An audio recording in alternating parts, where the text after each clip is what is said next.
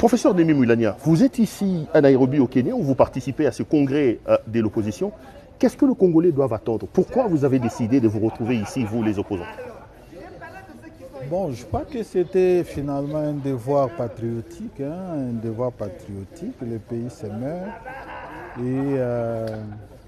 et curieusement, on a un premier problème qui est très important. Ceux qui gouvernent le pays ne reconnaissent même pas la crise qu'il y a dans le pays et plus loin encore, ne reconnaissent pas la gravité de cette crise. Rappelez-vous, le président Tshisekedi s'est retrouvé dans un des pays de l'Europe de l'Est où il avait clairement dit qu'il n'y a pas de crise en République démocratique du Congo. Et un de ses collaborateurs avait même dit qu'au Congo, il n'y a même pas de guerre. La guerre, c'est presque à 2000 km de Kinshasa. Donc je pense que c'était une exigence à un certain moment pour l'opposition politique et la société civile. Bref, les forces vives aussi, de pouvoir au moins eux, en ce qui concerne elles, en ce qui concerne, n'est-ce pas, la première question, y a-t-il oui ou non crise dans le pays et une crise grave, de reconnaître ou pas, ce que ne fait pas le pouvoir jusque-là. Et deuxièmement, c'est encore important de faire cet exercice d'évaluation. Nous avons des institutions qui nous disent que c'est presque des noms aujourd'hui parce que leur légitimité est mise en cause, non pas seulement parce qu'elles n'ont pas été élues, mais aussi parce que la population ne se reconnaît pas en elles. Et tous les besoins, tous les problèmes de la population restent entiers. Et donc, je pense qu'à un certain moment aussi, il était important que les forces vives, l'opposition politique et la société civile puissent évaluer et les actions menées par le gouvernement, mais aussi d'autres voies de sortie au niveau régional et international pour voir finalement, mais d'où viendra la solution à ce problème du Congo? Certainement des Congolais eux-mêmes. Et enfin, je pense que, parce que toutes ces solutions n'ont pas été efficaces, il faut bien maintenant qu'on puisse réellement faire tourner le ménage. C'est-à-dire, le président Tshisekedi dit qu'il ne fera pas la guerre, il ne fera pas les dialogues avec vous parce que vous ne condamnez jamais le Rwanda. Quand vous dites que vous allez tourner le ménage, c'est quoi? Vous allez rejoindre Corneille Nangaa, que vous ne condamnez d'ailleurs pas souvent, ou presque pas, vous ne condamnez pas le Rwanda. C'est quoi la recette finalement quand vous dites que vous allez tourner le ménage? La question, la condamnation, la guerre, c'est une diversion. Nous constatons que... Le Rwanda n'est pas un pays agresseur, il n'agresse pas le Congo? Non, c'est une diversion. D'abord parce que nous avons été les premiers à exiger le départ de toutes les troupes étrangères de la République démocratique du Congo. Je crois que c'est plus que la farce de savoir si on doit reconnaître ou pas. Pourquoi toutes les troupes étrangères de la République démocratique du Congo? Mais c'est parce que le président Tshisekedi occulte une réalité qui fait très mal au pays. Mais dites-moi, la partie nord de la République démocratique du Congo est sous contrôle de quel gouvernement? La partie sud du Sud Kivu, Uvira, Fizi, est sous le contrôle de quel gouvernement? Et lorsque justement on focalise l'attention sur un seul pays, nous disons non, la souveraineté du Congo doit être totale et entière. Donc nous allons au-delà de M. Tshisekedi.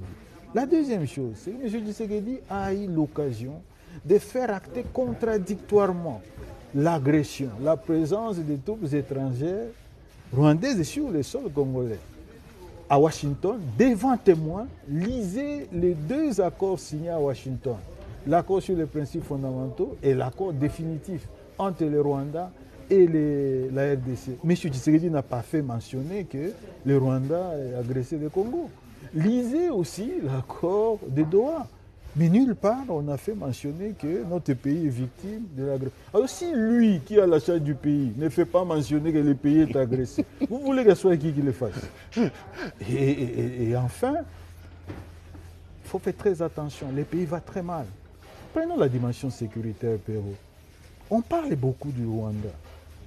Mais une ONG, un consortium d'ONG congolaises et internationales, dénommé Lisanga, vient de sortir un rapport qui vous rappelle mais la situation sécuritaire à l'ouest dans les Bandundu, le Congo central, et même à Kinshasa, hein, ou avec les Mobondo. Mais cette crise a fait 5000 morts aujourd'hui. Qui s'en occupe? Lorsque c'est tout près même de Kinshasa, au fait, dans Kinshasa, Maluku, c'est dans Kinshasa. Mais dites-moi, qui parle de la situation à Ituri? En Ituri, où justement, on ramasse des morts tous les jours. Mais la recette, attendez, bien ça. avec le Codeco. Vous savez ce qui est grave? C'est que l'armée considère le Codeco comme c'est supplétif. Alors que tout le monde sait justement tous les méfaits de la Codeco. Dites-moi enfin, ces morts-là. On a beau se préparer.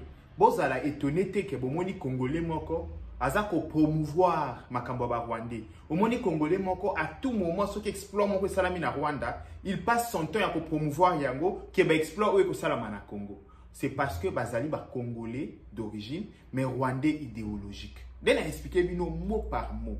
N'a expliqué bino par rapport yande tozokola. Na si vous comprendre pourquoi banda ko détecter bango. Na elobeli na bango, na ezaleli na bango, na esaleli na bango. Vous allez voir que celui-là, il est congolais d'origine, père, mère congolais. Mais idéologiquement parlant, il est fasciné par le Rwanda. Il est fasciné par Paul Kagame. Pour lui, même si le Congo a raison, mais aussi longtemps que lui, il est fasciné par le Rwanda, aussi longtemps que pour lui, Paul Kagame, c'est un saint des saints, c'est un leader qu'il faut accompagner, il ne va pas voir ça. Le mal est quoi? Le mal est que le Rwandais utilise ces gens pour nous anéantir. Bandeko, en réalité, Bazana Bango n'a torté. Moutakoto a fasciné par le Rwanda. Ce n'est pas un péché. Mais le mal est que le Rwandais passe par ces gens pour nous anéantir. Parce que ces gens sont des Congolais d'origine, du sang. Mais comme ils sont fascinés par le Rwanda, comme idéologiquement parlant, ils se sentent plus Rwandais que Congolais, Paul Kagame maintenant et le Rwanda les utilisent. Nous aussi, stratégiquement parlant, on pouvait utiliser les autres. Bandeko, ah ouais, ça n'a pas expliqué. Non, n'a pas expliqué. Pour comprendre. En face, Nabiso, Tozana, Tomundana Banani. Non, après, ça vient de catégorie. Il y a Banani, Tomundana Bango. Le long, il y a le Congolais d'origine, mais Rwandais idéologique. Kanga concept fanda batunyo sona mutu. Oboko banda ko reconnaître bango. Au moins na soko publier loko. Aya komelo a ebiso alobi Paul Kagame aza leader chilombo na bino kokweya. Na mutu olobela bona président ya RDC. Et puis ba Congolais d'origine rwandais idéologique sont allés même na ba publication na bango na ba twist na bango, ba na concept. Quand il parle du président Félix Antoine Tshisekedi, ba komaka Tshisekedi. Quand il parle de Paul Kagame, il dit président Kagame.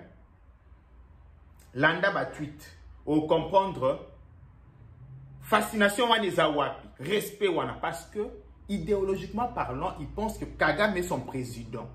Tshisekedi n'est pas son président.